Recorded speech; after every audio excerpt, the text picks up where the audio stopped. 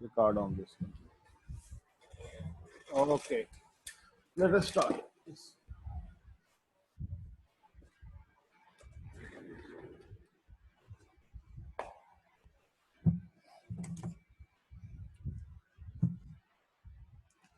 All right, last time we were talking about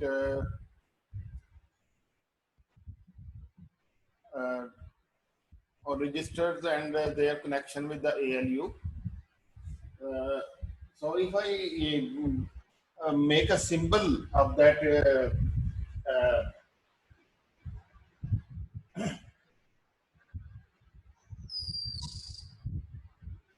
that registers that we had, 8 registers we had in the last lecture, then I can make that combination of that is called a register file.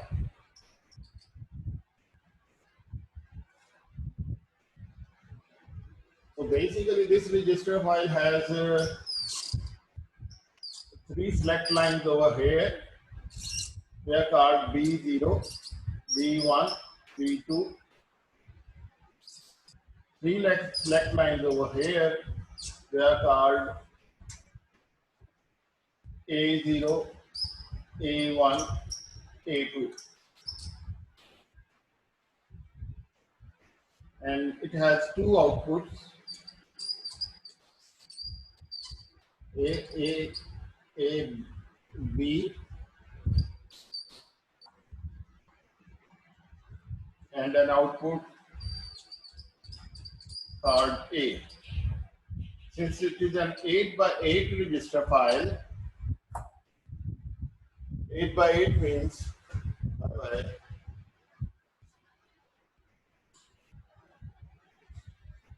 so करना नहीं काम वो वाला Friday को कर लेंगे. So we have 8 by 8 registers. 8 registers each have 8. Each size is 8 bit. Also, we had an 8 bit input that we can write, and that we can write at a location called a D0, D1, D2. So this is called a register file, and the property of this register file is that we can simultaneously read 2 registers. We give address of so there are registers over here, 8 registers. So we can number them from R0, R1 to R7. So there are 8 registers here.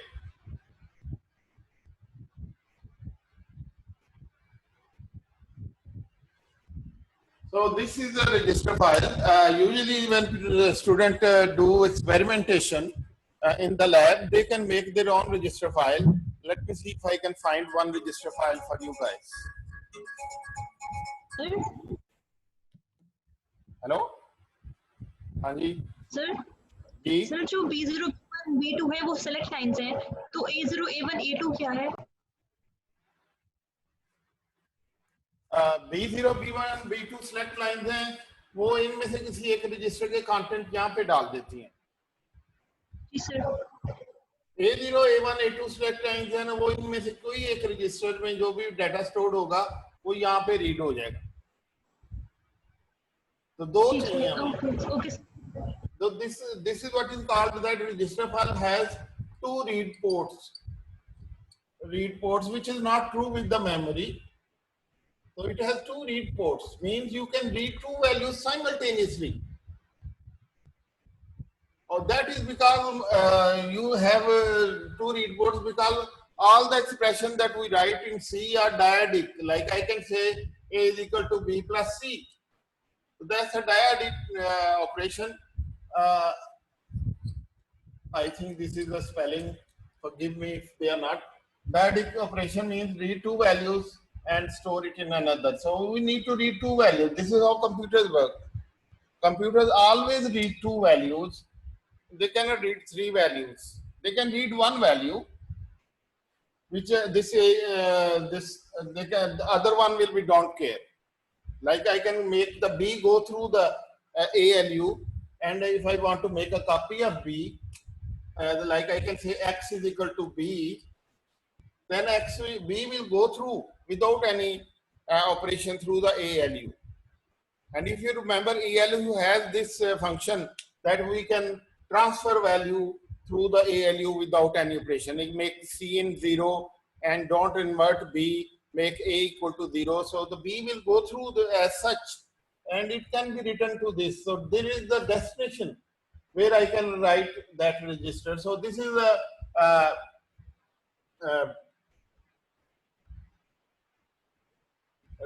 this is a unitary या क्या कहते हैं उसको unitary operation. नाम से मेरे जबान पे नहीं आ रहा इस वक्त. तो यहाँ unitary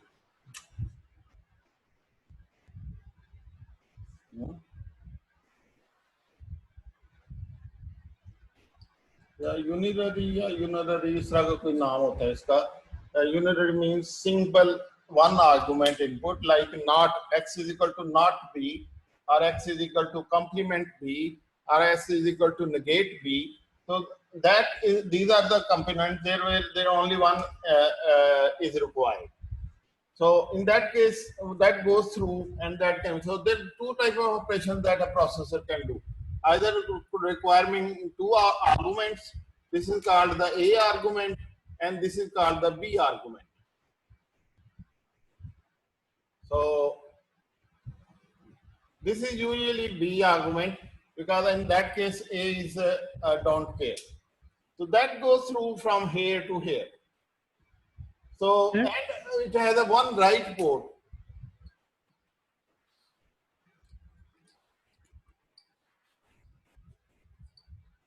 So one value can be written into this register file at any given location. And these are independent. They are orthogonal to each other. What value you can give? You can say A is equal to A plus A, which could translate into by the compiler as R7 is equal to R7 plus R7. So you can give 111 to get the contents of R7, 111 to get the contents over here of R7. So R7 is something else. The contents of R7 is the value inside the R7. There is something else. When I say R7 is equal to R7 plus R7, I mean the value of R7. Value of R7 could be 50. The value of the address of R7 is 111. The value of R7 is 50. So always remember, memories and the register file, whatever it is, they have two parameters associated. One is address, the other is value. A pointer and a value. And processor has to remember both of them. It has to remember the value of a variable and the pointer to that variable. So let me see if I can see a register file for you guys. Just wait.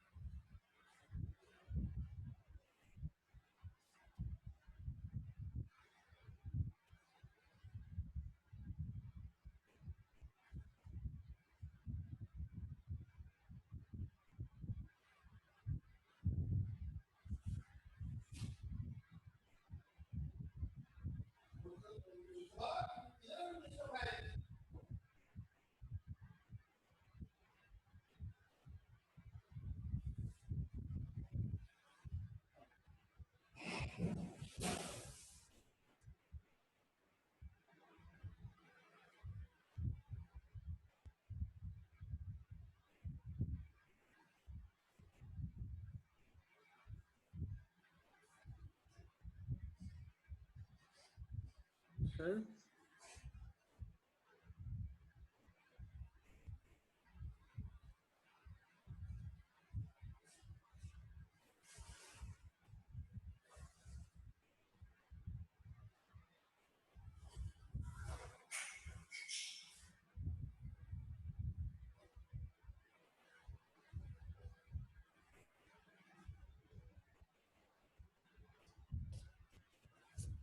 Sorry, couldn't find the register file on its own. So I brought the whole processor here. It's some student made. So this green thing over here that you can see on this one better. This green sir ये वाली screen बड़ी कर दें. And it has 8 registers over here, 1, 2, 3, 4, 5, 6, 7, 8.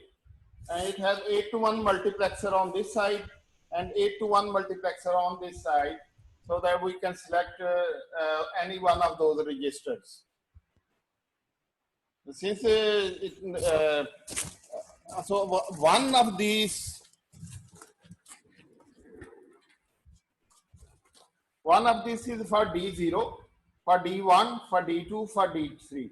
So this multiplexer has 8 D0s coming from the register file. This multiplexer has all the D1s of the 8 register coming to this. This multiplexer has all the A2s coming to this. So we can select any of the register D0 here, any of the registers D1 here, any of the register D2 here. And this is the select line, 3 lines that we can give. So by that we can select the values. Here we can see the register values at any time on these displays drivers also. These are display drivers and this is where you can see them. So these are all registered, 3 LM, LS3, 74, LS374. And this is 8 to 1 multiplexer. So we need out of 8 of them. 8 of them are for B bus. They are there, but they are on the back side of this board. नजर आ रहे हैं ये? क्यों भाई Afnan? Sir screen छोटी है, वो बड़ी नहीं हो रही यहाँ से. ये बड़ी नहीं हो रही. वो अब ठीक है सर. अब सही है ना? थोड़ी देर इसको दिखाएं यार. हाँ ये देखें हम देखें. वाओ, ये देखें जरा ये. So you can see here, this is the whole somebody made this processor. So this is the green board. Over here is the whole of the register file. Register file करती क्या है? Register file exactly क्या store करती है information या फिर? So register file basically क्या करती है? That is where all the variables are stored. Ahmad आप लास्ट लेक्चर में नहीं आए? हाँ सच में नहीं आया. हाँ.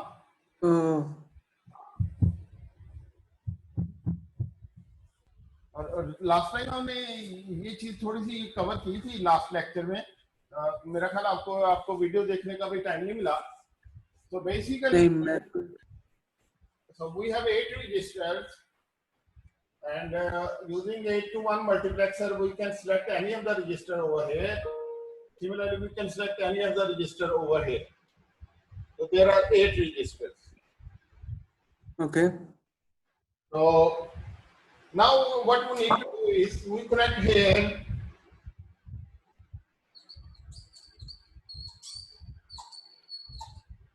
ALU, what we call ALU. So Arithmetic logic unit. So we connect ALU, 8-bit arithmetic logic unit.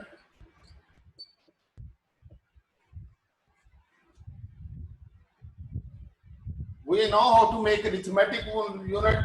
We know how to make a logic unit. So if we can make a arithmetic logic unit by combining the two.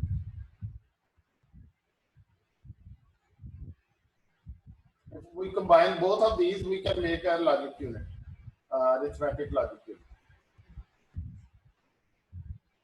But we have a IC here, 74181, which already has ALU in it. So this is what we have used in this board also. 2 of those ICs to make an 8-bit ALU. And it requires what is called the function.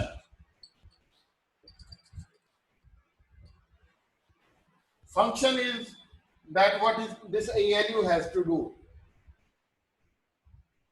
So output of this ALU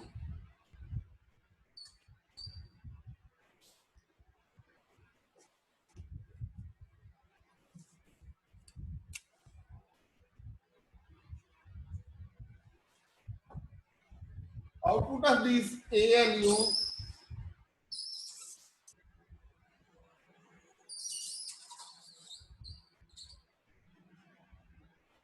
goes to the input of this register.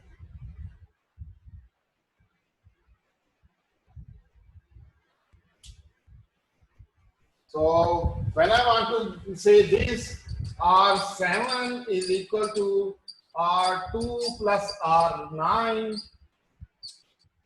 Oh, R9, I can only go up to R7. R5. So this is A, this is B, this is B, destination. So apply R5 over here on B bus, contents of R5 will come here. What are the contents of R5? Say 39. So 39 will appear here. I apply R2 here, 0, 1, 0. What will happen? The contents of R2 will come here, which are 27.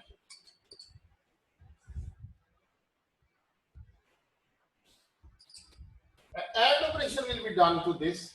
So the function I have to supply here is for add. So that will add these two numbers. So the whatever is the answer to that, 6, 6. That will the answer appear here. Now I will apply the destination here. The destination here will be R7. 1, 1, 1, R7. So R7 will be ready to receive this data. So when this data appears here, it will be written to R7.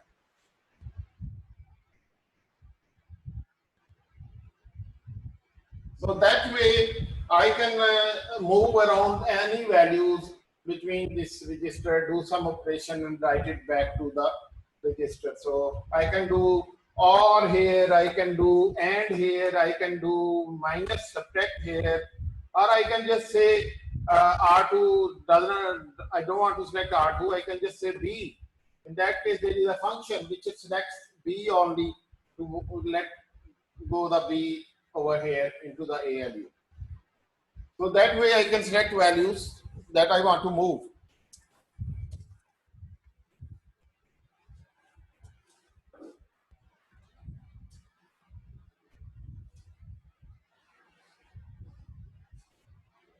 So that's why this is a special, very special circuit, this register file, because you can simultaneously read two values. What happened is that now, how is this combined in the whole picture? That is very interesting to actually find out.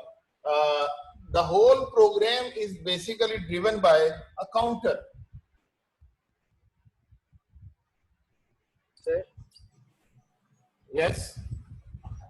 Sir एक बात समझ में आई कि हम ए और B की values कैसे देते हैं 27 और 39 क्या?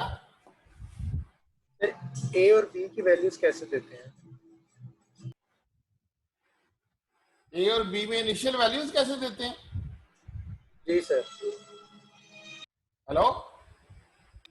जी सर जी ए और बी में इनिशियल वैल्यूज कैसे देते हैं हाँ हाँ यार, बड़ा अच्छा सवाल पूछा आपने. Well done, well done. बहुत अच्छा सवाल पूछा, शाबाश. लेकिन थोड़ा वेट करें, हैं? वेट करें. सो किस तरह आती है वैल्यू से पहले थोड़ा सा हमें एक चीज और करनी पड़ेगी. वो ये है कि एक चीज होती है काउंटर, उसको कहते हैं. इस काउंटर का काम है इंक्रीमेंट होना. ये कभी इंक्रीमेंट नहीं होता. इसको आप रीसेट कर सकते हैं, लेकिन अदरवाइज ये इंक्रीमेंट होता है. इसमें आप नई वैल्यू लोड कर सकते हैं, आप पैरेलल लोड. लेकिन अदरवाइज जो इसकी आउटपुट है वो कंटिन्यूसली, जो भी इसकी आउटपुट है एन बिट का काउंटर है, तो ये एन बिट जो है वो इंक्रीमेंट होता रहता है.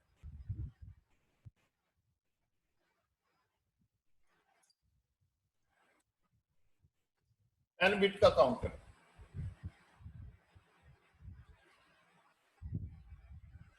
ये इंक्रीमेंट होता है। सो क्या होता है कि ये इस काउंटर की आउटपुट जो है वो कहाँ जाती है, इस काउंटर की आउटपुट जो है ना ये जाती है as an address to Rome.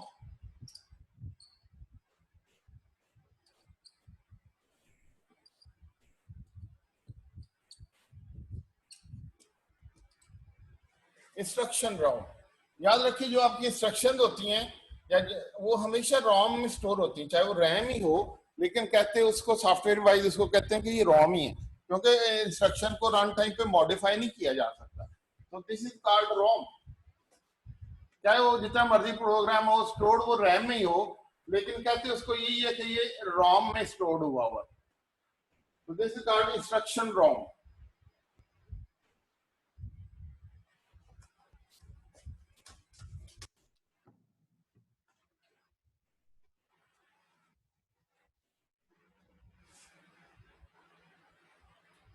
So what happens to this output of this instruction ROM?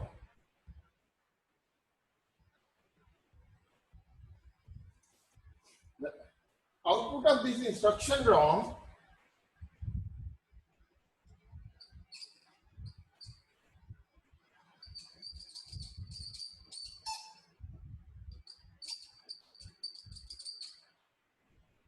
is the instruction that processor has to do. This is the binary code that compiler has generated. And this output of this instruction ROM is not a data or anything. It is instruction.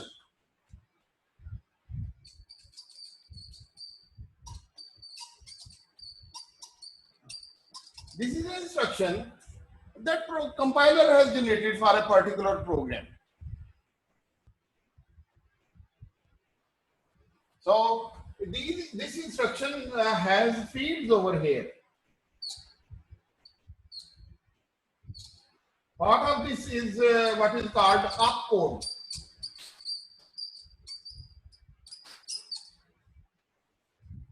Opcode stands for operation code. What has to be done?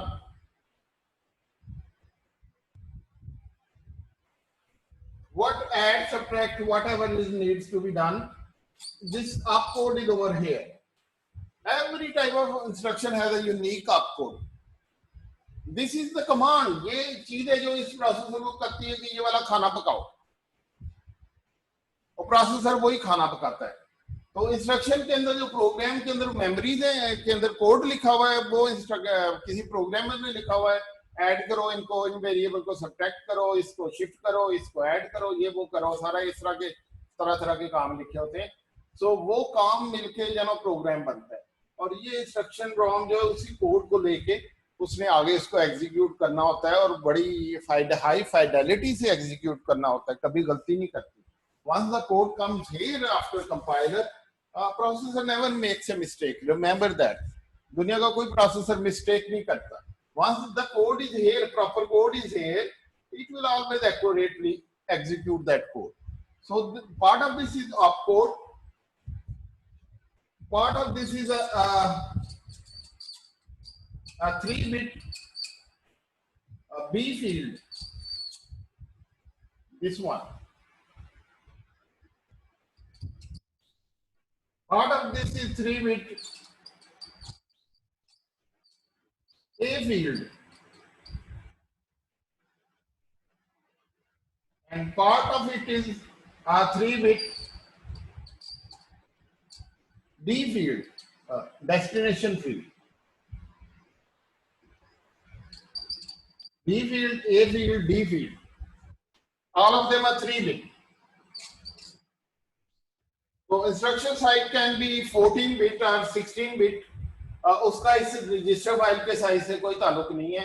Her instruction बड़ी होती है। Usually अगर register file छोटी हो, instruction छोटी नहीं हो सकती, क्योंकि इंस्ट्रक्शन में 9 बिट्स तो इस पे चली जाती हैं। हर एक मेमोरी लोकेशन में, रोम लोकेशन पे 3 बिट का आपका बी फील्ड है, 3 बिट का आपका ए फील्ड है कि बी बस पे क्या आना है, ए बस पे क्या आना है, डेस्टिनेशन में क्या जाना है। तो 9 बिट्स तो यहाँ पे आ जाती हैं। और ये फिर 5, 6 कितनी इंस्ट्रक्शन है। अगर प्रोसेसर 64 डिफरेंट इंस्ट्रक्शन कर सकता है, तो 2 रेज़ पावर 64 का मतलब है कि 6 बिट की ये वाली ऑपकोड की फील्ड बन जाती है। अगर 6 बिट की ऑपकोड की फील्ड है तो 2 rays power 6 is equal to 64. That is different instruction processor can execute. Different types of instructions.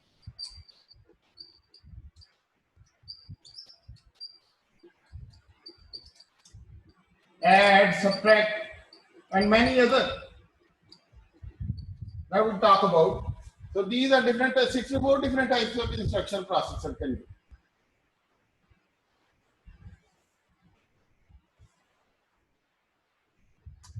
So this over here is the counter is very important. It can increment, or in case that there is a loop, which it can load a new value. In that case, it doesn't increment.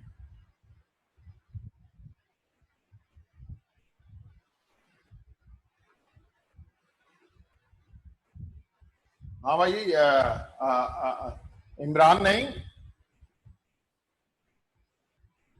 आपको समझ नहीं आ रही? जी इमरान समझ आ रही है?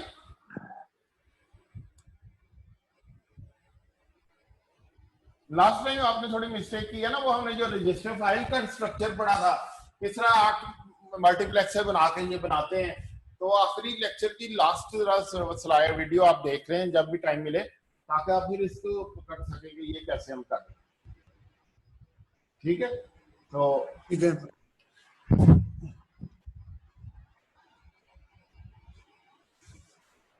Okay, so this ROM has this is called instruction ROM. For a 32-bit processor, this could be a 32-bit, each register can also be 32-bit, and this instruction is also 32-bit. Even for a 64-bit processor, instruction doesn't have to be 64-bit. It can be still 32-bit. Because the register size depends on the processor size, depends on this how big is the ALU. ALU can be 64-bit, ALU can be 8-bit, ALU can be 32-bit, but instruction ROM size and is different thing. The output of this instruction size, even for an 8-bit processor, like many microcontrollers are 8-bit, but this instruction cannot be 8-bit. The instruction ROM, the internal instruction ROM is usually 14-bit or 16-bit, because you have to have so many. खाना पकाना है तो आपको साथ में पूरी recipe देनी पड़ती है कि ये चीज लेके आनी है, उधर से ये चीज लेके आनी है, इनको इस तरह से मिक्स करना है और उसके बाद उसको इस जगह स्टोर करना है। तो ये सारी जो है ना रेसिपी यहाँ पे आती है। ये खाना कौन सा पकाना है? यस, 2:6 कैसे आया? 2⁻6, ये अगर 6 आप कोड होंगे, 6 बिट्स होंगी, आप कोड की 6 बिट होंगी जो कि बताती है किस तरह की इंस्ट्रक्शन एग्जीक्यूट करनी है। उसमें थोड़ी सी ये फंक्शन की भी आ जाती हैं कि कौन सा फंक्शन आपने यूज करना है। तो ये अगर 6 आपको तो बताएं, 6 अगर आप कोड की फील्ड है तो कितनी इंस्ट्रक्शन एग्जीक्यूट कर सकते हैं डिफरेंट टाइप्स की? 2⁻6 डिफरेंट इंस्ट्रक्शन एग्जीक्यूट कर सकते हैं। That is lot.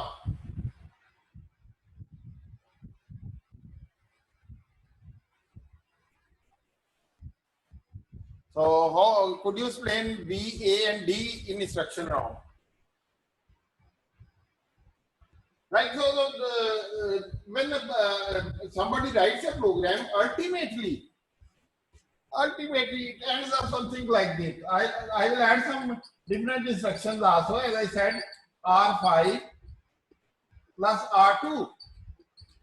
This could be a variable X. This could be variable Y. And this could be variable Z. This could be age of somebody, this could be age of somebody else, and this could be the total age of these two people. So processor has some name. Variable is for user, it is variable name XY.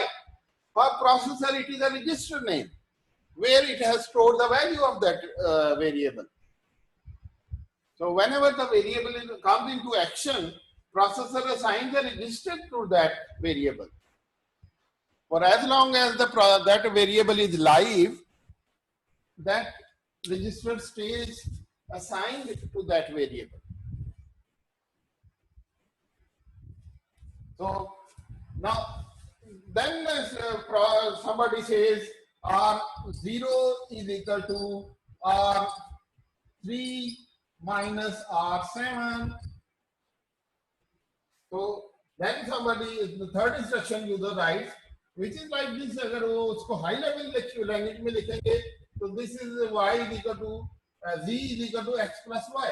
This is equal to k is equal to l minus z. So कोई ना कोई variable ही होंगे ना, तो ऐसे ही है ना. Higher level language में तो कोई वेरिएबल ही असाइन होते हैं ना इनको, ठीक है. So these variables ultimately, these variables, this is the ultimate language.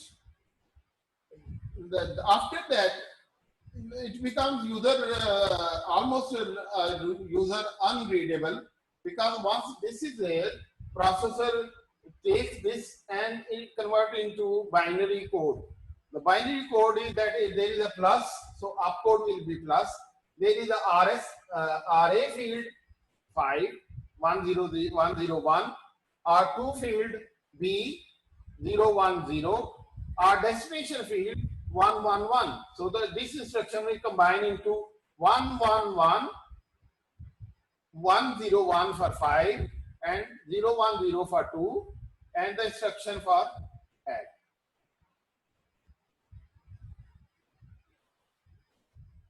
So that instruction when comes here, somewhere from here this instruction comes.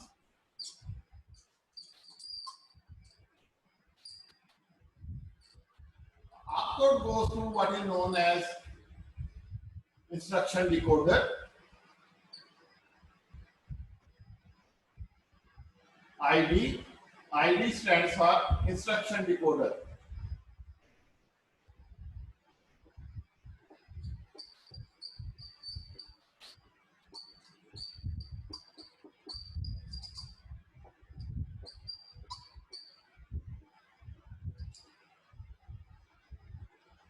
So this goes to ID, instruction decoder. Oh, sorry. This goes to instruction ROM.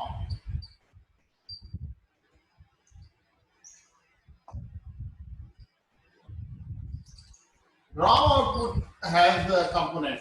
Part of this component is instruction decoder. 3 bits of this instruction is these over here directly go there.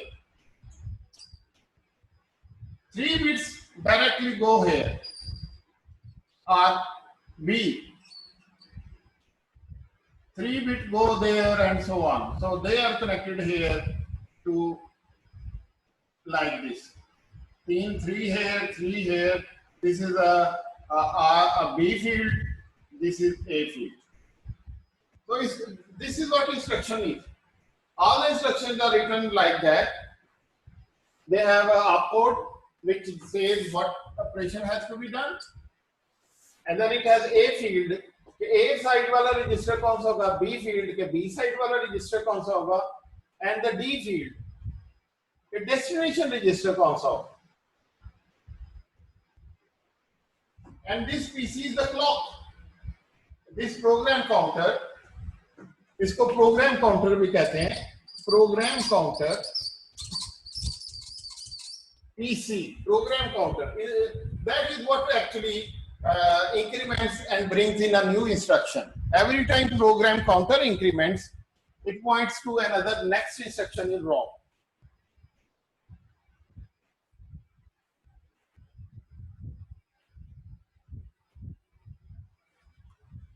So these are आगे समझ चलो ठीक है Ashwan.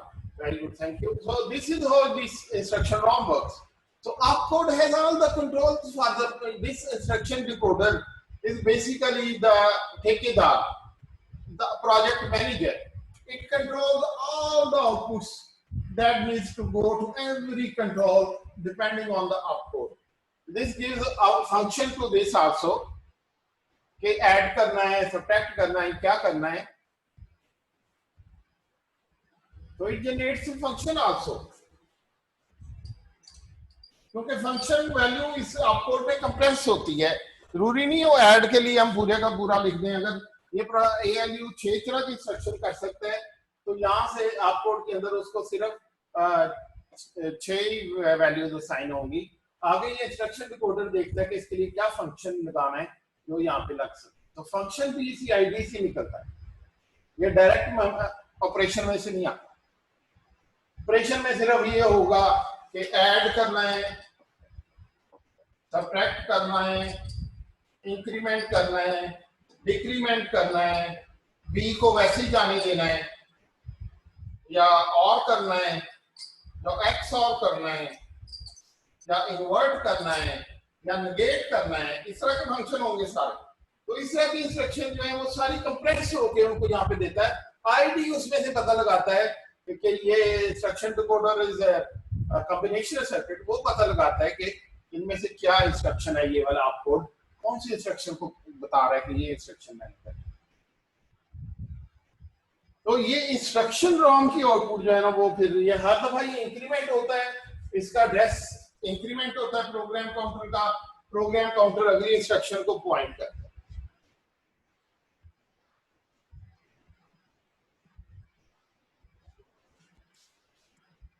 अब ये होता है कि प्रोग्राम काउंटर जो है वो जो प्रोसेसर की क्लॉक होती है वो इस तरह से होती है.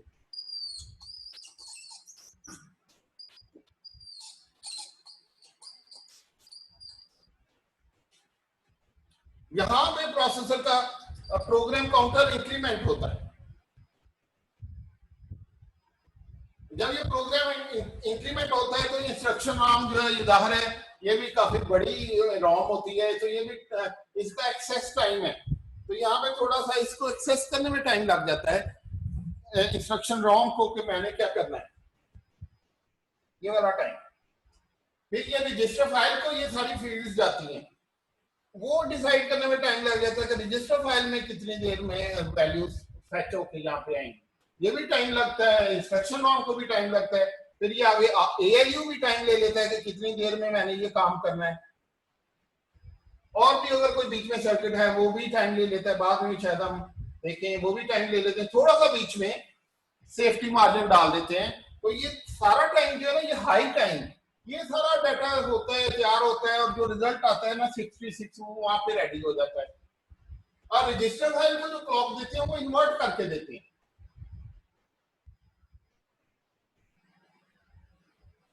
रजिस्टर फाइल को क्लॉक इन्वर्ट करके देते हैं. इन्वर्ट का मतलब है इसका फॉलिंग एज जो है वो रजिस्टर फाइल का राइजिंग एज बन जाता है. यहाँ पे ये वाला टाइम होता है जिसमें रजिस्टर फाइल अपडेट हो जाती है, उसमें नई वैल्यू आ जाती है. तो इतना ज्यादा टाइम होता है पूरे प्रोसेसर को मिलता है काम करने के लिए. और यहाँ पे आ जाता है ठक करके वैल्यू यहाँ पे तैयार होके आ जाती है, खाना पक के यहाँ पे आ जाता है. इसके नेगेटिव वैल्यू पे ये रजिस्टर फाइल अपनी खिड़की खोलती है, यहाँ से खाना उठा के अपने रजिस्टर में रख लेती है और थैंक यू वेरी मच. यहाँ से पीसी फिर अगला पीसी फिर इंक्रीमेंट हो जाता है, वो फिर अगली इंस्ट्रक्शन को पॉइंट करता है. फिर वही साइकिल चल जाता है. इंस्ट्रक्शन नाम नई इंस्ट्रक्शन देती है, उसमें A फील्ड आती है, उसमें से B फील्ड आती है, फिर ALU उसको ऑपरेट करता है, फिर उसका खाना पक के यहाँ पे आ जाता है. इसके नेगेटिव एज पे यहाँ तक सारा काम होता है. This is execution cycle, this is right back cycle, इसको राइट बैक कहते हैं.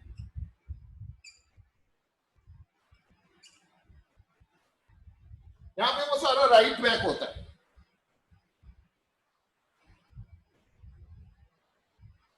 तो ये चूंकि राइट बैक करने में इतना टाइम नहीं लगता, छोटी सी तो रजिस्टर फाइल है तो इसको तो फ्यू नैनो सेकंड में ये डाटा राइट कर लेती है.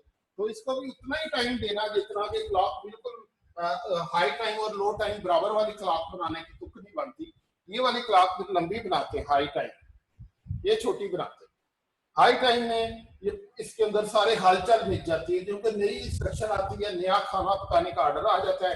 तो ये हर कोई बस दौड़ लगा देता है रजिस्टर फाइल की वैल्यूज लेके आने के लिए. ALU को वैल्यू जब तक ये स्टेबल नहीं होती, ALU की आउटपुट स्टेबल नहीं हो सकती. जब तक ये इंस्ट्रक्शन आउटपुट पे स्टेबल नहीं होती, रजिस्टर फाइल को ये वैल्यू स्टेबल नहीं मिल सकती। तो you have to wait for everything. 5 nanosecond इसके लिए, 10 नैनोसेकंड इसके लिए, 20 नैनोसेकंड इसके लिए, सारा मिल मिला के टोटल टाइम होता है जब ये डाटा यहाँ से होकर यहाँ पे आकर मैच्योर होके सुकून से खड़ा हो जाता है। Now it is ready to be copied to one of the register.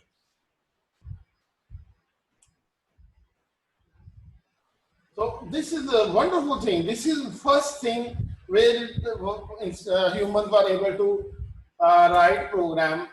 Otherwise, इस तरह का नहीं था। So this is where they were able to dynamically write program, write algorithms. उससे पहले एक ही कोड चलाते थे, बस ये कोड है, इसको चलाओ। और रैम और राम में स्टोर करने वाला कंसेप्ट नहीं था। ये है वो कंसेप्ट यहाँ से आया जहाँ पे कोड को चेंज करके नया प्रोग्राम चला सकते हैं। और इसको कहते हैं फेच, एग्जीक्यूट भी कहते हैं, एग्जीक्यूट राइट बैक भी कहते हैं, कुछ भी कह सकते हैं। तो ये दो काम में क्लॉक एक तरह से डांस कर रहा होता है। इस क्लॉक फ्रीक्वेंसी के ऊपर प्रोसेसर डांस कर रहा होता है। It is like Pappu sign, ये घूम रहा होता है, डांस कर रहा होता है। एक वैल्यू आती है, उसको एग्जीक्यूट करता है, स्टोर करता है, फिर अगली आती है, उस पर वैल्यू का एग्जीक्यूट करता है, फिर स्टोर करता है। तो ये पूरा जो है ना सिस्टम इस मास्टर क्लॉक के ऊपर डांस कर रहा होता है। ये जो आपकी प्रोसेसर की क्लॉक है, जितने भी गीगाहर्ट्ज की क्लॉक है, इस क्लॉक के ऊपर सारा सिस्टम डांस करता है। तो this is how it works. अब जो है ना वो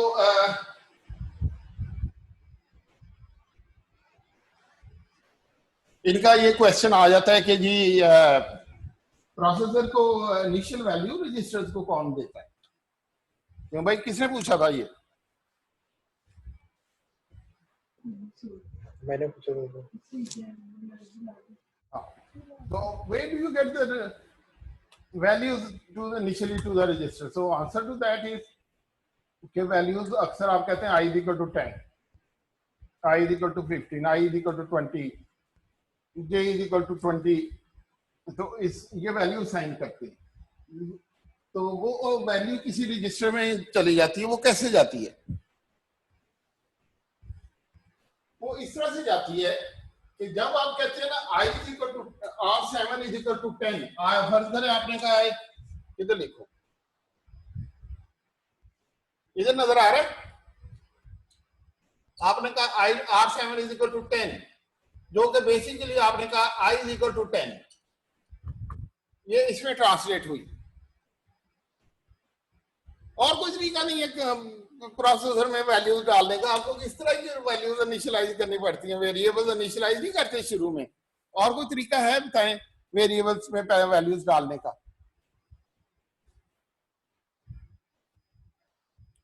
कभी किसी ने डाली है वैल्यूज इसके अलावा? नहीं सर। नहीं ना डाली। तो जब फाइल से रीड करते हैं तब क्या? जब फाइल से रीड करते हैं तब बाहर से? जब फाइल से रीड करें, कीबोर्ड से नहीं, फाइल से, हार्ड डिस्क से। फाइल से, हाँ हाँ हाँ, फाइल से जब रीड करते हैं, ठीक है ठीक है। हाँ वो भी एक तरह का या आपको नेटवर्क से आपने कोई डाटा पैकेट उठाया है उसको रीड करते हैं, वो भी एक तरीका है। वो कैसे करते हैं वो भी मतलब थोड़ा एडवांस है।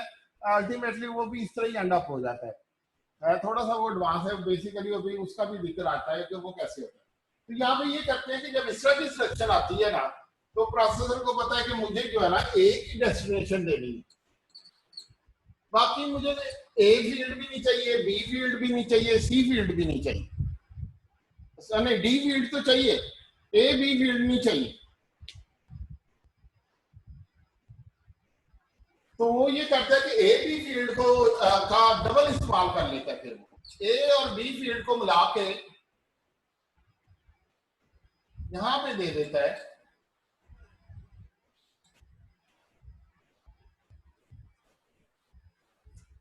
और यहां में एक लगा देते हैं मल्टीप्लेक्सर।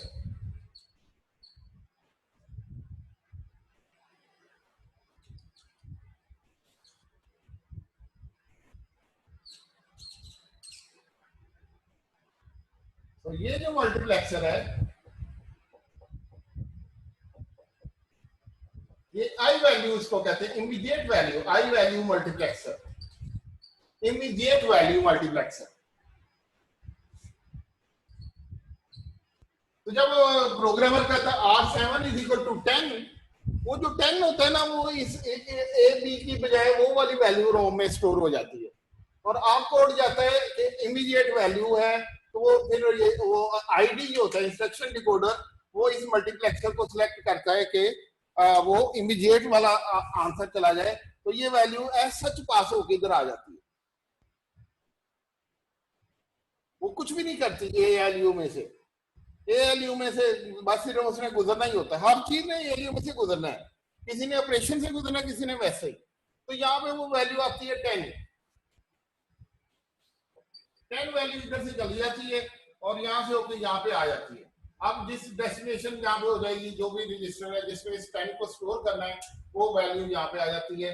तो क्लॉक साइकिल के नेगेटिव एज पे वो वैल्यू उस रजिस्टर में स्टोर हो जाती है। तो इस तरह से आप किसी भी रजिस्टर को आप इनिशियलाइज कर लेते हैं, उसको सीड वैल्यू देते हैं, जिससे आपने बाद में खेलना होता है। इसका कंट्रोल होता है इमीडिएट कंट्रोल कहते हैं। इमीडिएट इज इक्वल टू 1 का मतलब है कि ये वैल्यू जाने दो, और इमीडिएट मीन 0 मीन वो पुराना ही काम करो, वो 3 वाली इंस्ट्रक्शन ए प्लस बी या ए जो भी करना है, तो ये यहाँ से ये ए जाने देता है। तो जो भी होगा वो आईडी आपको बताता है कि भाई ये इमीडिएट इंस्ट्रक्शन है। सर हाँ सर, ये दोबारा एक्सप्लेन करने के हमने मल्टीप्लेक्सर क्यों यूज किया? ये वाला multiplexer, yes sir, yes sir. ये अभी किसी ने पूछा था कि रजिस्टर में तो समझ आ गई कि वैल्यू हम कर सकते हैं R7 is equal to R5 plus R6, इस तरह कर सकते हैं इंस्ट्रक्शन। लेकिन सबसे पहले R7 में कोई वैल्यू होगी वो कहाँ से है, या R0 में कोई वैल्यू होगी वो कहाँ से है। तो जब हम स्टार्ट करते हैं ना, तो कहीं ना कहीं हम कहते हैं I इज इक्वल टू 10। जी सर। ये 10 जो है ना, ये रन टाइम पे नहीं चेंज हो सकता। जी सर। ये जो 10 है ना, ये आपके कोड मेमोरी में चला जाता है। It is part of the code. ठीक है सर। ठीक है ना। तो this Yes, sir. Becomes part of the instruction code. Instruction के अंदर बेड होता है ये 10। तो जब ये आता है ना I is equal to 10, processor इसको ट्रांसलेट करता है R7 is equal to 10, where R7 is I। तो ये 10 जो है बाहर इंस्ट्रक्शन के अंदर एक RD होगा, इंस्ट्रक्शन के अंदर ये 10 भी होगा। जी सर। तो ये 10 कहाँ होगा इसमें? बाहर इस केस में हमें ए फील्ड भी नहीं चाहिए, बी फील्ड भी नहीं चाहिए, क्योंकि उसमें किसी दो रजिस्टर को उसने ऐड नहीं करना। वो ए और बी फील्ड की बजाय इंस्ट्रक्शन के अंदर क्या डाल देता है, 10 रख देता है। जाहिर है वो ए फील्ड बी फील्ड यहाँ भी जाती है, लेकिन वो यहाँ से उनको ये डोंट केयर हो जाती है, क्योंकि इसको वो फंक्शन खुद ही देता है, इसको फंक्शन के ALU आउट, ये आउट है, आउट इज इक्वल टू ए। जब ये हम इंस्ट्रक्शन करते हैं ना, तो ये इंस्ट्रक्शन रॉम के अंदर, ये आपकी इंस्ट्रक्शन रॉम, इसका ये है आपका आप कोड। यहां पे आपका है डेस्टिनेशन। ये फील्ड चेंज होती रहती है, कभी ये RS बन जाती है और RB बन जाती है, कभी ये इमीडिएट फील्ड भी बन सकती है। तो यहाँ पे ये इमीडिएट फील्ड बन जाती है। वो इस तरह से बनती है कि RS RT तो यहाँ पे जाते हैं, यहाँ से कुछ वैल्यू भी आती है यहाँ पे, लेकिन यहाँ भी हम जब आईडी को पता लगता है कि ये इमीडिएट इंस्ट्रक्शन है, तो ये इमीडिएट जो इसका कंट्रोल है ये 1 हो जाता है। जब इमीडिएट कंट्रोल 1 होता है, तो ये बताएं ये मल्टीप्लेक्सर है आपका। Yes sir. जब ये 1 होगा तो क्या होगा, ये आउटपुट तो नहीं ना आएगी यहाँ पे, ये वाली आउटपुट आएगी। जी जी सर। ये इंस्ट्रक्शन के अंदर है 10, वो जो यहाँ पे आ जाएगी, वही 10 यहाँ पे भी आ जाएगा। और यहाँ पे हमने फंक्शन दिया हुआ है कि output is equal to A. Yes sir. A plus B भी ना करो, ए माइनस बी भी ना करो, और ए को वैसे के वैसे ही जाने दो।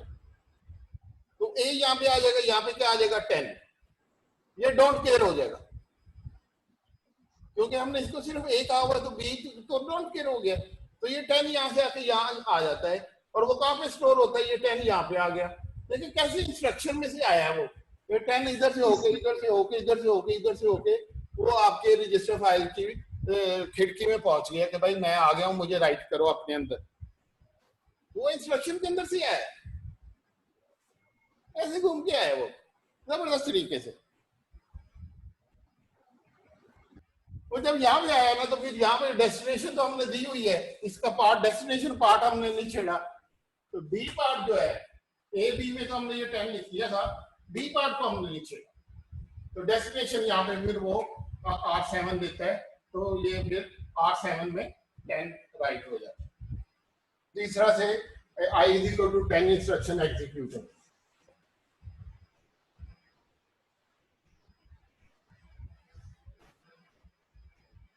आप ये भी कर सकते हैं R7 is equal to 10 plus R5, लेकिन वो उसके लिए फिर इंस्ट्रक्शन बड़ी करनी पड़ती है, उसमें भी रहने देना पड़ता है ताकि यहां से R5 की वैल्यू आ सके, यहां से इमीडिएट की वैल्यू भी आ सके। 10 प्लस R5 ऐड होगा, वो जाएगा डेस्टिनेशन पे। तो जब आप कहते हैं कि R7 इसको 10 प्लस R5, तो ये वाले प्रोसेसर भी ये वाली इंस्ट्रक्शन भी कर लेता है, उस केस में ये इंस्ट्रक्शन रॉन्ग और बड़ी हो जाती है। उसमें बी का भी होता है, उसमें इमीडिएट वैल्यू भी होती है, उसके अंदर आपका आप कोड भी होता है, उसके अंदर डेस्टिनेशन भी होती है, तो सारी चीजें उसके अंदर होती है। हम अभी अज्यूम करेंगे कि ये सारी चीजें हमेशा ही होती हैं, ए भी होता है, बी भी होता है, आप कोड भी होता है और इमीडिएट भी होती है, ये भी अज्यूम कर सकते हैं। उस केस में इमीडिएट जब हम वैल्यू करते हैं तो इमीडिएट वैल्यू यहां से आ जाती है, ये ए सिलेक्ट होता है और ये दोनों डोंट केयर हो जाते हैं। तो इस तरह से वैल्यू इमीडिएट वैल्यू जो है वो मूव कर जाती है किसी भी प्रोसेसर के अंदर। इस तरह से आप अपने रजिस्टर्स को पॉपुलेट कर लेते हैं। तो उसके बाद आप प्रोग्राम चला के उन वैल्यूज के साथ खेलते हैं, किसी में ऐड कर रहे हैं, किसी में सब्ट्रैक्ट कर रहे हैं, कुछ कर रहे हैं।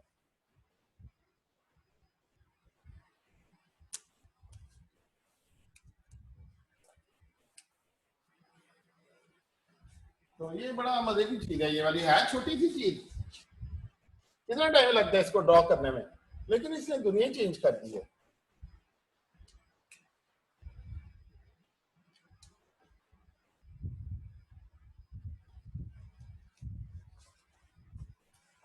राइट, एक मिनट जरा, मैं एक चीज देख रहा था यहाँ पे।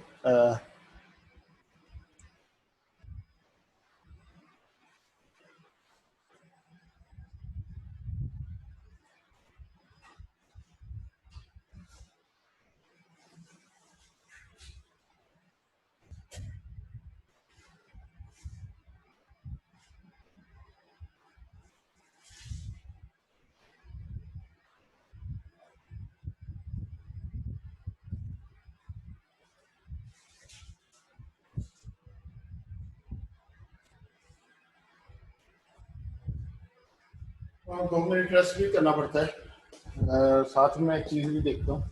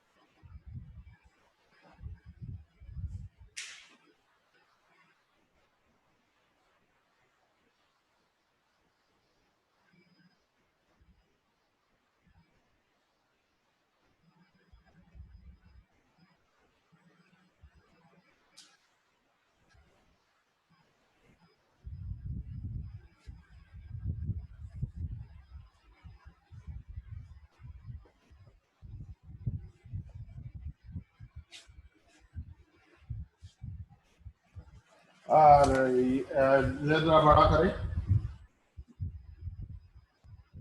आ रही है? ये दूसरी स्क्रीन जरा सामने लेके आए।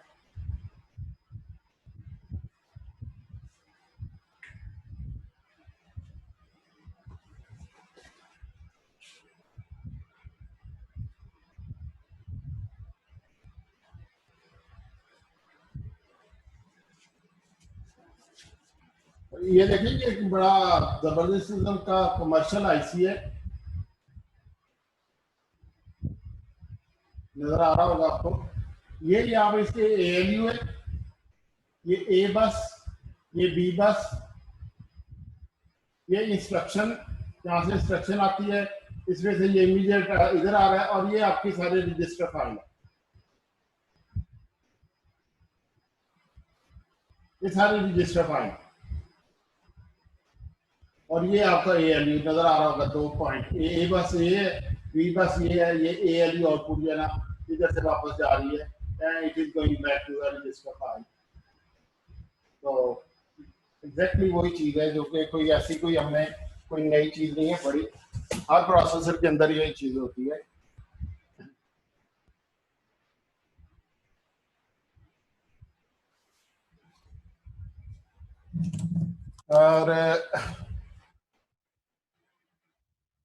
और क्या रह गया? एक चीज और भी हो सकती है, वो आपको एक चीज और मैं डाल दूं, फिर मैं थोड़ा सा फिर वापस आता हूँ।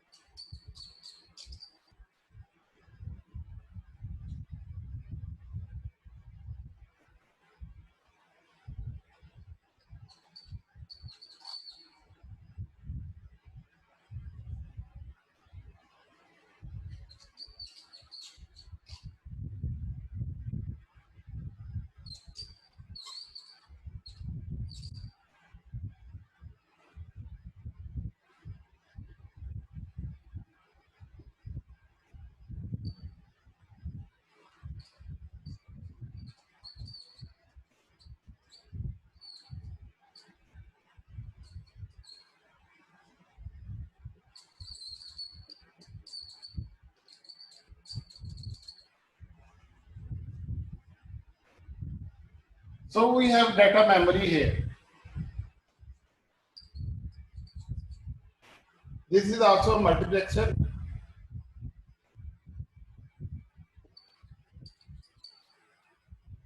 इसका जो कंट्रोल होगा, that control decides whether you have data coming from this side or whether you want data coming from this side.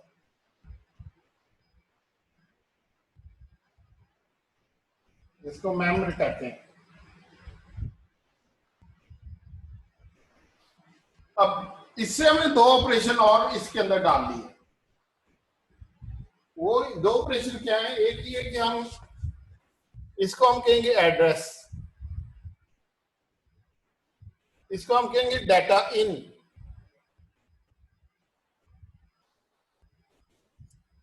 इसको कहेंगे डाटा आउट।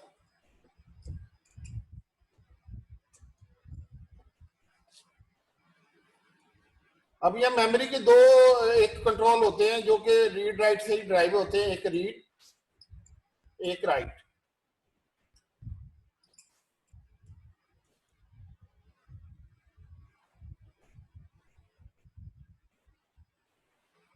अब ये चीज ऐड करने से ना ये काफी जो है ना वो पावरफुल किस्म का प्रोसेसर बन गया।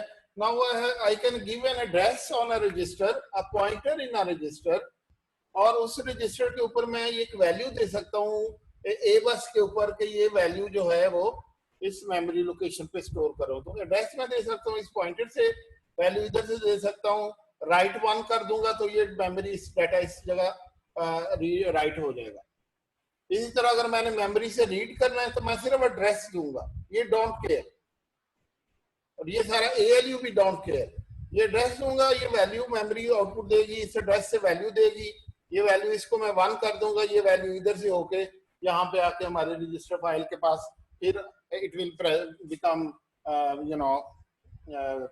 it will be knocking the door over here again. So this value will come here and then we can write this value to any destination register. So that way we can basically do any operation with the memory also. So when we want to write memory, तो memory 2 operations होते हैं memory के, उसके एक कहते हैं write,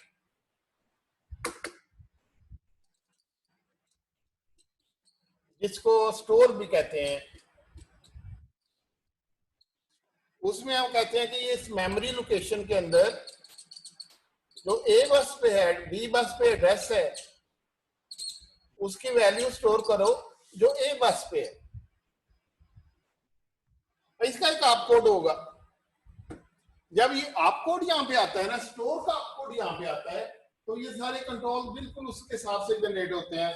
function becomes don't care, this ALU output becomes don't care, register file में जो राइट करना होता है वो भी राइट नहीं करता, because in this case memory is being updated, no register file is being changed. तो जो रजिस्टर राइट इनेबल होता है वो भी डिसेबल हो जाता है। Don't write anything in the register file, I need address from here, I need a data from here and I want to just finish my instruction over here. इस memory desk पे ये वाला data store कर दो, आगे ये सारा चीज डोंट केयर हो जाती है। इस सारी चीज को डोंट करने का बड़ा आसान तरीका है, जो मर्जी इधर से आता है आने दो, आएगा, उसको आप रोक नहीं सकते। बस रजिस्टर फाइल की यहाँ पे आप वो ड्रॉप नहीं करेगा, लेकिन आप रजिस्टर फाइल का नेबल 0 कर दो, इसका कहीं नेबल भी होता है, तो इसका नेबल 0 कर दो तो वो रजिस्टर फाइल में राइट नहीं हो। वो क्लॉक पर स्लो क्लॉक पर तो आएगी, लेकिन ये चूंकि उस वक्त नेबल नहीं एनेबल हुआ होगा रजिस्टर फाइल को कुछ नहीं होता। रजिस्टर एनेबल को 0 कर दें, आपके रजिस्टर फाइल को कोई टच नहीं कर सकता। तो ये रजिस्टर एनेबल जो है, या रजिस्टर राइट इसको कह सकते हैं, या रजिस्टर एनेबल कह सकते हैं, या रजिस्टर राइट एनेबल कह सकते हैं। इसको अगर आप 0 कर दें, आपके रजिस्टर फाइल पे कुछ भी नहीं हो सकता। तो ये इंस्ट्रक्शन बताती है कि क्या करना है, ये यूजर बताता है। यूजर कहता है मैंने भी ये पॉइंटर रीड करना है, इस वैल्यू से जो भी मेमोरी में वैल्यू मुझे ला के दो। और वो बी में यूजर तो ये कहेगा कि मेमोरी एड्रेस R7 में मुझे ये वैल्यू ला के दो, जो कि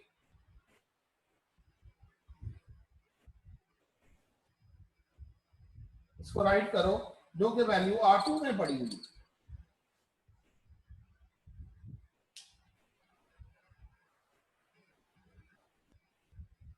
तो मेमोरी वो R7 यहाँ पे B बस पे देगी R7, तो R7 के कंटेंट्स इसका पॉइंटर बन जाएंगे। R7 में फर्ज करें स्टोर्ड है 100, तो ये 100 लोकेशन के ऊपर 100 लोकेशन के ऊपर अगर R2 में स्टोर है 25, तो मेमोरी की 100 location, the pointer is 100। R7 is the 111, 7 is the register number या रजिस्टर पॉइंटर। रजिस्टर पॉइंटर में ये वैल्यू है, ये वैल्यू जो है ये पॉइंटर है मेमोरी का, ये मेमोरी का इस एड्रेस से पे जाके ये वैल्यू 25 उधर राइट कर। तो ये ऑपरेशन भी इस तरह से लिखते हैं, और कि assign this memory location this, ये इंस्ट्रक्शन यहाँ से आके यहीं रहती है, ये इस सारा डोंट केयर हो जाता है। ये इनमें वैल्यू जाती है, फंक्शन अमाउंट भी जाता है, कुछ ना कुछ रैंडम जाना है, 0 नहीं कर सकते। 0 का भी कुछ मतलब हो सकता है वैल्यू के लिए कि कोई फंक्शन अमाउंट 0 का मतलब हो सकता है ऐड करो, वो ये पॉइंटर को और ये वैल्यू को ऐड कर देगा, लेकिन ये आंसर जो है वो कहीं नहीं जाए, क्योंकि रजिस्टर लेवल 0 कर देते हैं। उससे ये होता है कि रजिस्टर फाइल आपकी रेट नहीं हो सकती।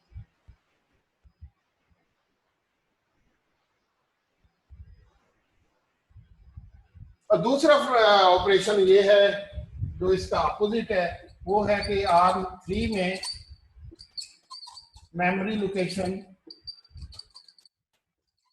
R6 से वैल्यू लेके आओ।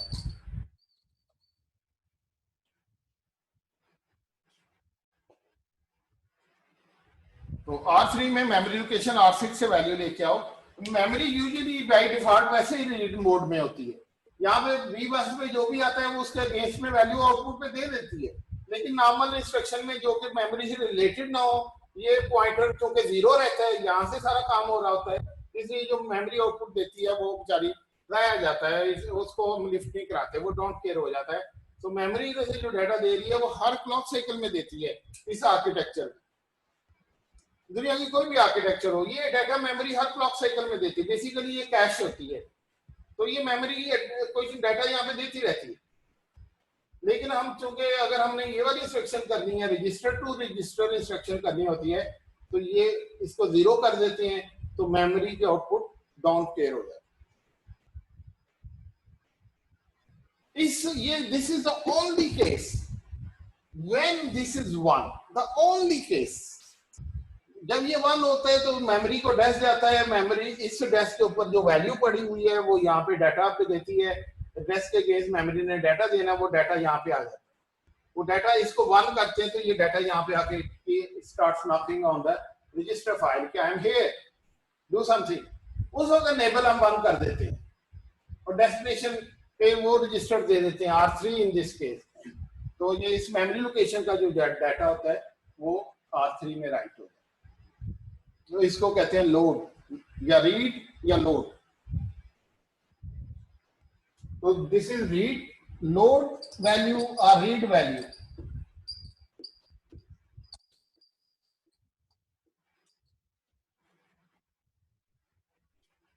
अब देखिए मजे की काम है, अब सारे आपके पास काम आ गए हैं जिससे आप जो है वो चला सकते हैं काम। आपके पास ये वाली सारी टाइप की इंस्ट्रक्शंस आ गई हैं।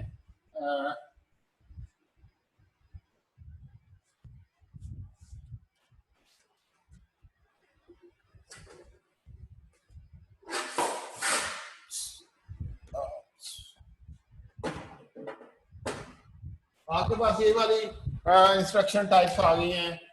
R B gets the value, R A कोई ऑपरेशन हेयर, R B दूसरी वैल्यू टाइप ऑफ इंस्ट्रक्शन है। R D कोई constant here, immediate value. It can only be 8 bit value क्योंकि ये प्रोसेसर 8 बिट का है।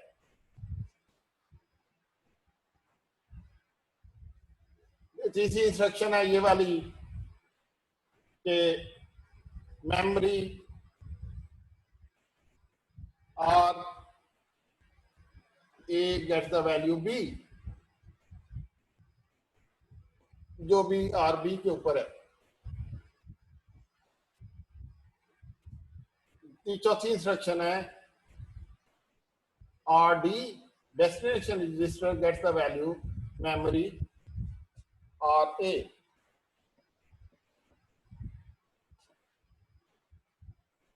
ये सारी इंस्ट्रक्शन मिला के आपका कोई 70-80% कोड इन्हीं इंस्ट्रक्शन से बनता है। जो भी दुनिया का कोई भी कोड होगा वो 70-80% यही इंस्ट्रक्शन होती हैं। जो एक इंस्ट्रक्शन रह गई है वो यही है, कंट्रोल इंस्ट्रक्शन के प्रोसेसर जो है वो इफ देन एल्स वगैरह कैसे करता है, उसके लिए सिर्फ एक इंस्ट्रक्शन होती है जो चलती है। तो प्रोसेसर बहुत सिंपल होता है। ये तो आपकी जो है ना कंपाइलर्स, उन्होंने उसको इतना अजीबोगरीब तरीके से आपके सामने रखा होता है जैसे पता नहीं क्या क्या कुछ हो रहा है। एंड डीप डाउन प्रोसेसर तो बहुत सिंपल होता है, बेचारा बहुत ही सादा सा बंदा होता है मेरी तरह, लाइक मी।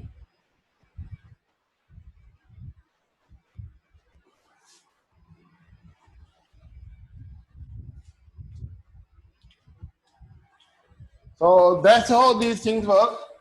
और आप इसमें देख भी सकते हैं कि कंट्रोल्स वगैरह इनमें सारों के लिए कंट्रोल्स कौन से होंगे वो अब आप अपने इसमें बुक में से बाकी डिटेल इसकी पढ़ें। कि जब हम ये ऑपरेशन करते हैं तो रजिस्टर राइट क्या होगा, हमारे पास एक कंट्रोल है रजिस्टर राइट, रजिस्टर राइट, एक कंट्रोल है मेमोरी राइट,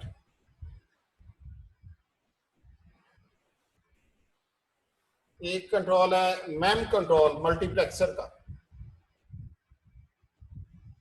एक कंट्रोल है इमीडिएट कंट्रोल, इमीडिएट मल्टीप्लेक्सर का। तो ये सारे कंट्रोल जो है ना वो आप कोड के अंदर ही होते हैं सारे कंट्रोल। और एक चीज होती है फंक्शन, काम क्या करना, function. For example for this instruction register right will be 1, क्योंकि इसने किसी रजिस्टर में राइट करना है। और ए फील्ड क्या होगी, वो भी होगी यहाँ पे, वो भी बना लेते हैं यहाँ पे।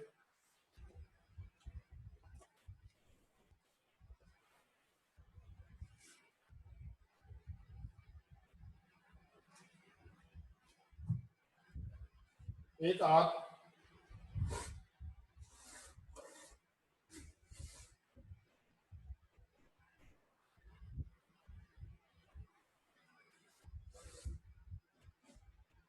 तो एक आर ए फील्ड होगी, ए फील्ड होगी, एक बी फील्ड होगी, एक डी फील्ड होगी। तो अगर ये वाली इंस्ट्रक्शन टाइप है R2 get the value R9 XOR R7 XOR R3, तो RD फील्ड होगी 2, B फील्ड होगी 7, R3 है यहाँ पे, तो B फील्ड होगी 3, सॉरी A फील्ड होगी 7, रजिस्टर राइट होगा 1 क्योंकि ये रजिस्टर में राइट हो रहा है डाटा, मेमोरी राइट होगा 0, वो सिर्फ इस इंस्ट्रक्शन के लिए मेमोरी राइट 1 होता है। मेमोरी से आ रहा है डाटा या ALU से आ रहा है, बाहर है ये कैलकुलेशन होकर डाटा ALU को से आ रहा है, तो ये मेम 0 हो जाएगा, डाटा ALU से आना चाहिए। इमीडिएट नहीं है ये वाली इंस्ट्रक्शन, तो इमीडिएट वैल्यू भी 0 होगी। फंक्शन क्या होगा, फंक्शन XR का कोड होगा यहाँ पे, जो XR करने के लिए यूज होगी। इस तरह अगर मैं कह दूं R4 इज इक्वल टू 20, तो आपकी इमीडिएट वैल्यू डोंट केयर इस केस में, इस इंस्ट्रक्शन के केस में immediate value will be 20, A value don't care, B value don't care, R4 is the destination 100, register right is 1, memory में कुछ नहीं जा रहा तो मेमोरी राइट 0, मेमोरी से आ भी नहीं रहा, memory write 0, immediate value on है 1, और एक्सक्लूसिव आर वैल्यू जो है वो बी को जानेगा, ए को हाँ बी को जानेगा।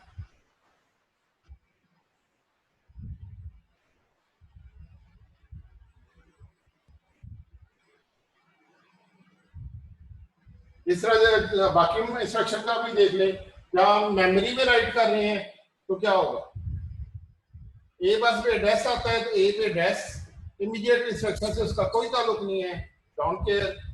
बी बस पे आ जाएगा, जो वैल्यू जो हमने मेमोरी में राइट करनी है वो बी बस पे आ जाएगी, और डेस्टिनेशन कोई नहीं होगी, डोंट केयर। रजिस्टर राइट 0 होगा क्योंकि ये वाली इंस्ट्रक्शन जो है इसके लिए हम मेमोरी में राइट कर रहे हैं, तो रजिस्टर राइट 0 होगा, इसके लिए मेमोरी राइट 1 होगा। मेमोरी से डाटा ये डोंट केयर हो जाता है, क्योंकि जब रजिस्टर राइट आपका 0 हो गया तो मेमोरी से आ रहा है डाटा या ALU से आ रहा है, doesn't care, doesn't matter. Immediate instruction नहीं है, डोंट केयर। फंक्शन ALU हम यूज ही नहीं कर रहे, डोंट केयर।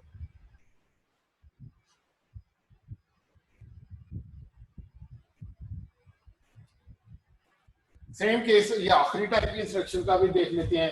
जब हमने मेमोरी से रीड करना है तो क्या होगा, immediate value don't care, address के ऊपर A आ जाएगा, B डोंट केयर, डेस्टिनेशन पे ये RD आएगा, और रजिस्टर राइट 1 हो जाएगा क्योंकि हमने मेमोरी से डाटा लेके आ रहे हैं। यहाँ पे मेमोरी राइट 0 हो जाएगा क्योंकि रीड कर रहे हैं, राइट नहीं कर रहे। और मेमोरी 1 होगा। This is the only place when memory will be 1 so that this data can come.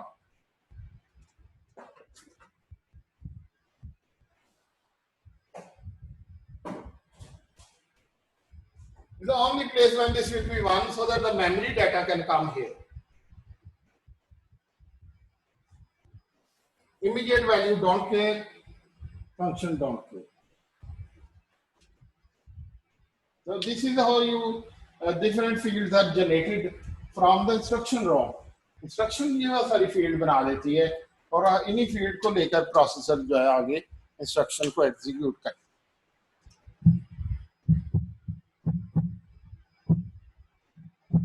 है। Any question?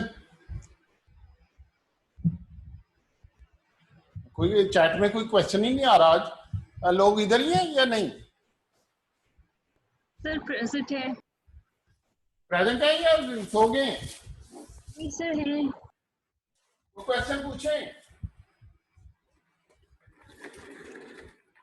ये चारों इस टाइप की इंस्ट्रक्शन हमने पढ़ी हैं जो प्रोसेसर कर सकता है ये वाला, और ये इंतहाई पावरफुल किस्म का प्रोसेसर है। इसमें पूरे प्रोग्राम लिख सकते हैं। सिर्फ अब मेरे पास टाइम नहीं है कि मैं आपको बताऊं कि वो इफ देन एल्स इंस्ट्रक्शन कैसे एग्जीक्यूट होती है, या फॉर इंस्ट्रक्शन कैसे एग्जीक्यूट होती है, या व्हाइल इंस्ट्रक्शन कैसे एग्जीक्यूट होती है। सर मुझे क्वेश्चन पूछना सर। क्या रजिस्टर साइज से कितने कंप्यूटर का ऑपरेटिंग सिस्टम बेस होता है या फिर उलट? क्या जो 32 बिट ऑपरेटिंग और 64 बिट ऑपरेटिंग सिस्टम वो रजिस्टर होता है या फिर 32 बिट ऑपरेटिंग सिस्टम? वो तो सिर्फ ये इंस्ट्रक्शन का साइज बढ़ जाता है 64 बिट डाटा बस का साइज। हाँ सर, मैं क्या पुराने असाइनमेंट का भी क्वेश्चन पूछ सकते हैं असाइनमेंट का? हाँ अच्छा, तो वो एक था क्वेश्चन कि रॉम से मुझे बनाना था, मुझे एक स्क्वायर मल्टीप्लाई बनाना मुझे रॉम के साथ। तो सिर्फ रॉम यूज करना था या फिर रॉम के साथ कुछ और भी लगाना था? रॉम के साथ ALU भी लगाना था? नहीं, रॉम काफी होगी ना। अपने रॉम के अंदर सारी वैल्यूज प्री कैलकुलेट करके स्टोर करते हैं। ओह, आपको पता है साइन और अंदर भी सही रहते हैं कैलकुलेटर में tan की वैल्यू या साइन की वैल्यू स्टोर की होती है 90 के लिए, 45 के लिए, 45 का हाफ, 22.5 के लिए हाफ, उसका हाफ हिस्सा 32 टाइम्स हाफ करके ना वो वैल्यू स्टोर की होती है। So every value unknown value sign की जो है वो उन्हीं से कैलकुलेट हो सकती है। रॉम से मल्टीप्लाई बनाया सर, मल्टीप्लाई मतलब कि पावर अप स्क्वायर कोई कि 2 का स्क्वायर, 3 का स्क्वायर, 4 का स्क्वायर, वो कैसे बनाते हैं? आपने कहा था कि रॉम से बनाना है, रॉम के साथ। रॉम के अंदर वो कैसे करना है? हाँ, मैं वो उसमें क्वेश्चन में जरा मुश्किल नहीं कर पाया मैं ठीक तरह से, तो उसमें क्या करना चाहिए? उसमें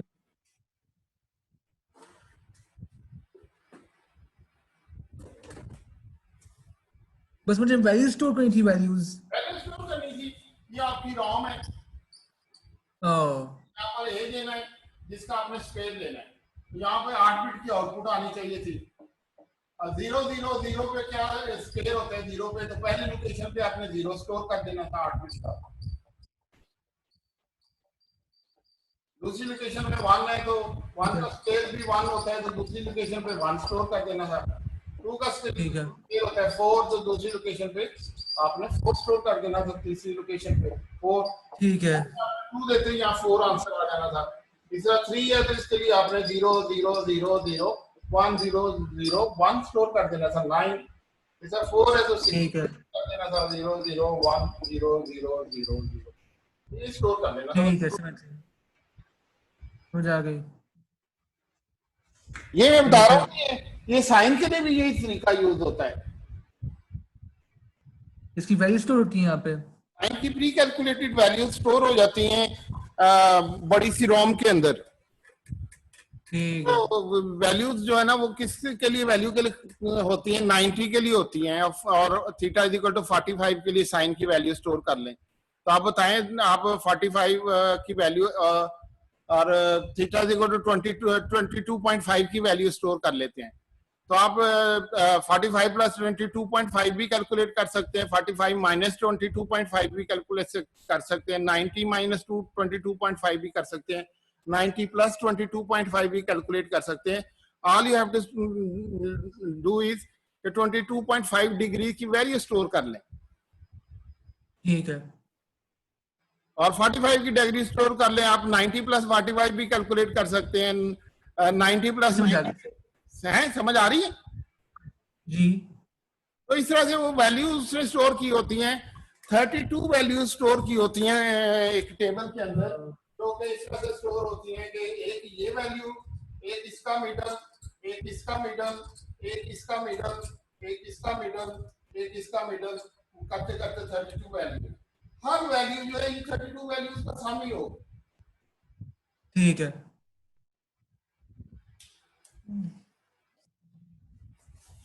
साइन अल्फा प्लस बीटा से कैलकुलेट कर लेते हैं कि ये वैल्यू कहाँ पे आएगी. तो बाइनरी सर्च मारते हैं, जहां पे वो वैल्यू निकले वो वैल्यू ऐड कर लेते हैं, और इस तरह से जो वैल्यू नहीं हो रही होती वो सब्ट्रैक्ट कर लेते हैं, तो आपको साइन की वैल्यू निकल आती है उसी पर्टिकुलर एंगल के लिए.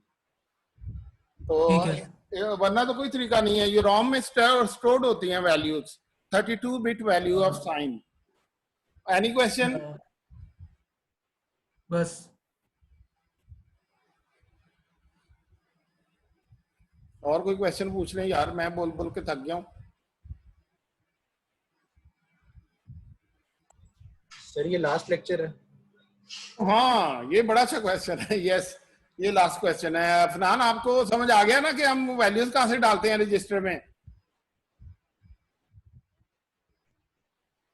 अफनान चला गया? नहीं सर, इधर ही हूँ. हाँ समझ आ गई आपके वैल्यू कैसे इनिशियलाइज करते हैं रजिस्टर में?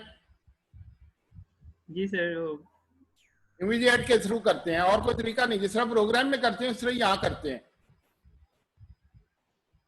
ठीक है सर. अब शुरू में जो वेरिएबल भी डिक्लेयर करते हैं वो भी कोई मैजिक के लिए अपीयर नहीं होता. शुरू में एक छोटा सा कोड चलता है, मेन में जाने से पहले कोड चलाता है प्रोसेसर, जिसमें वो उन वेरिएबल को, रजिस्टर को इनिशियलाइज करता है उन वैल्यूज से, ताकि बाद में आप उनको यूज करें. मेन में जाने से पहले कोड चलाना पड़ता है प्रोसेसर को. वो कोई मैजिक से आसमान से नहीं टपक पड़ती वैल्यू रजिस्टर्स के अंदर. जो भी आप शुरू में integer x is equal to 10, integer y is equal to 20 करते हैं, वो एक कोड चलाना पड़ता है प्रोसेसर को. एक प्री कोड होता है जो कि आपके मेन में जाने से पहले चलता है, वो एप्लीकेशन का पार्ट होता है, और वो यही इंस्ट्रक्शन होती हैं, इमीडिएट इंस्ट्रक्शंस होती हैं सारी. इस मेमोरी इस लोकेशन पे ये डालो, इस मेमोरी लोकेशन पे ये डालो, इस तरह से वो होता है. चलें ठीक है, फिर आगे समझ.